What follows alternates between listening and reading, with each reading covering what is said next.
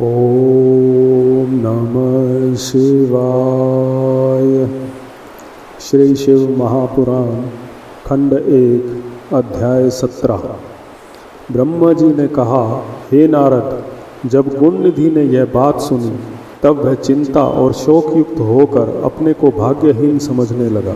वह रो रो कर कहने लगा, हाय हाय, हे मेरी सहायक माता, अब मैं कहाँ जाऊँ, क्या करूँ? इस समय मुझको कुछ नहीं सूझ पड़ता है, मुझे धिक्कार है। गुणनिधि का यह कहकर पिता के भय से भयभीत हो रोता हुआ घर से भाग गया। वह कुछ समय में ही मार्ग के परिश्रम से थक कर तथा शोक सागर में डूबकर हाय हाय करता हुआ रुदन करने लगा। रोते रोते वह उसने कहा, हे मेरी माता, मैं अब कहाँ जाऊँ और क्या करूँ? मुझे कोई उपाय नहीं सूझता। मैं विद्या से हीन हूँ, जो मुझको इस समय में लाभदायक होती। मैंने धन का संग्रह भी तो नहीं किया, जिससे विद्वान एवं बुद्धिमान लोग सुख से जीवन व्यतीत करते हैं। अब तो मैं भिक्षा मांगने के भी योग्य नहीं रहा हूँ। प्रातःकाल जब मैं सोकर उठता था तो मेरी माँ मुझे बड़े स्नेह से भोजन देती थी, परंतु अब उस माता को मैं कहाँ पाऊँ, क्या करूँ तथा कहाँ जाऊँ? गुणनिधि इस प्रकार भयभीत हो रुदन करते करते अचेत होकर पृथ्वी पर गिर पड़ा। सूर्यास्त का समय हो गया।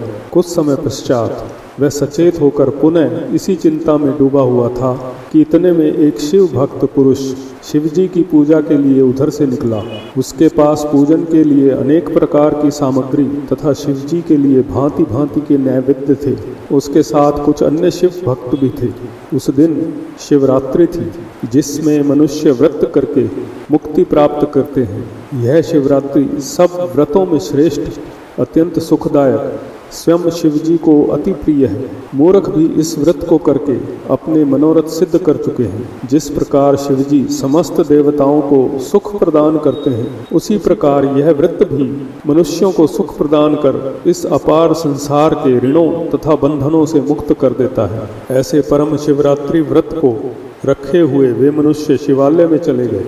जो पुरुष अनेक प्रकार के नैवेद्य एवं व्यंजन अपने साथ लाया था, उसकी सुगंधि पाकर गुणनिधि, जो बहुत भूखा था, विचार करने लगा कि रात्रि के समय जब ये लोग शिवजी को अर्पण करेंगे तथा सो जाएंगे, उस समय मैं इस सुगंधित भोजन को वहाँ से उठा लूँगा। गुणनिधि अपने मन में यह विचार कर उन्हीं लोगों के साथ चल दिया तथा शिवालय के ऊपर जाकर ठहर गया। शिव भक्त ने सच्चे हृदय से अनेक प्रकार से शिवजी की पूजा की।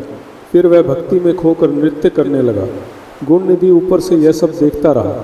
वह अपने मन में कहता था कि यदि इनकी दृष्टि क्षीण हो जाए तो मैं अपना काम करूं। कुछ समय पश्चात वे सब शिव भक्त ऊँघ गए। तब गुणनिधि सबको निद्रावस्था में देखकर शीघ्र ही शिवालय में जाकर धीरे धीरे दबे पांव नैवेद्य के पास जा पहुंचा। अंधेरा होने के कारण उसने प्रकाश करने के निमित्त धीरे से अपना वस्त्र फाड़कर बत्ती बनाई और उसको जलाया। उसके प्रकाश में सब व्यंजन उठा लिए तथा उन्हें लेकर वहां से वह प्रसन्नतापूर्वक शीघ्र ही बाहर निकल गया। परंतु चलते समय उसका एक पैर लेटे हुए किसी शिव भक्त के लग गया, जिससे वह उसी क्षण उठकर चिल्लाया तथा कहने लगा कि यह कौन चोर भागा जाता है, इसे पकड़ो। नगर के रक्षक उस आवाज़ को सुनकर आ गए तथा गुणनिधि को लक्ष्य कर उन्होंने बाण छोड़ दिया, जिससे आहत होकर वह पृथ्वी पर गिर पड़ा। क्षण भर में वहीं उसकी मृत्यु भी हो गई। अस्तु, तब यमदूत पहुंचकर मुगदर आदि भयंकर शस्त्र गुणनिधि को दिखाते हुए उसे पापी जानकर बांधने लगे। परंतु उसी समय शिवजी ने अपने गणों से कहा, यद्यपि गुणनिधि ने अनेक पाप किया है, परंतु वह शिवरात्रि का व्रत रखकर न तो रात्रि भर सोया है और न उसने हमारा निर्माल्य ही खाया है। नगर के रक्षकों द्वारा उसकी मृत्यु हुई है। इस समय उसको यमदूत बांध रहे हैं। अतः मेरा आदेश है कि तुम यमदूतों से गुणनिधि को मुक्त करके मेरे लोक में ले आओ, क्योंकि मैंने उसको अपना लिया है। अब वह नरकगामी न होगा। मुझको शिवरात्रि व्रत अत्यंत प्रिय है। अस्तु, अब गुणनिधि कलिंग देश का राजा होकर मेरा परम भक्त होगा। शिवजी के आदेशानुसार उनके गण गुणनिधि के पास जा पहुँचे। उनके हाथों में त्रिशूल थे। यमराज के गण उन्हें देखकर बहुत भयभीत हो गए। शिवगणों ने उनसे कहा, तुम कौन हो जो इस निष्पाप व्यक्ति को बांध रहे हो? यमदूत यह सुनकर आश्चर्य के साथ कहने लगे, तुम कौन हो जो यम की अवज्ञा करके ऐसे पापी को छुड़ाते हो? भला तुम किसकी शक्ति पर इतने प्रबल हो रहे हो? तब शिवगणों ने यह उत्तर दिया कि हम उन शिवजी के गण हैं जिनका ध्यान ब्रह्मा विष्णु आदि सभी देवता करते हैं। तुम इसको छोड़ दो। यमगणों ने कहा, तुम्हारी आज्ञा उचित है, परंतु इसके पापों का विचार न कर तुम इसे क्यों छुड़ा रहे हो? इसने अपने कुल की रीति को त्यागा है तथा वेद का अपमान किया है। हम इसकी मूर्खता को कहाँ तक कहें? यह सब पापियों का सिरमौर है। सबसे बड़ा पाप जो इसने किया वह यह है कि शिव निर्माल्य चोरी करके ले भागा और खाने लगा। यह तो तुम भी देखे होंगे।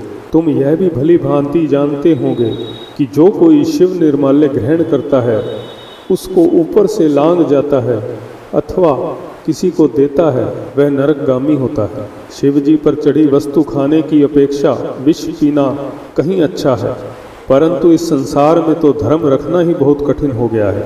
शिवगणों ने यमगणों के मुख से यह शब्द सुनकर उत्तर दिया, हे यमदूतों, यह ब्राह्मण पुत्र निष्पाप हो चुका है।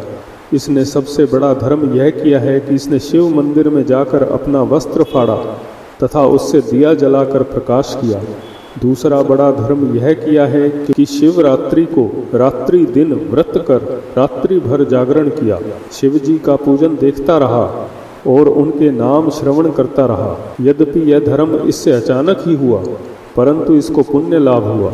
अब यह भविष्य में कलिंग देश का राजा होकर शिवजी का पूजन करेगा।